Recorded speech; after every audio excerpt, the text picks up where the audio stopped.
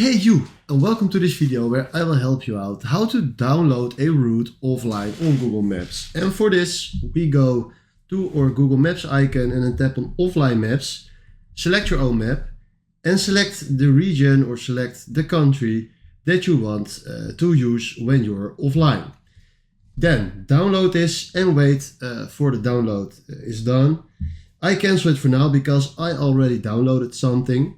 Now I turn off my Wi-Fi and my connection. And if you can see, I downloaded the region Amstelveen nearby Amsterdam. Now if I go back, I want to go to Amsterdam Central. You will see the icon on the left side at Amsterdam Central. So that means that I can go to this place offline. So now if I do direction, tap on car and then do start, I can follow this route without using my internet. This is exactly how it works. It's very easy. Try to do this. And if this was helpful, please consider subscribing and give this video a like. And for now, thanks for watching.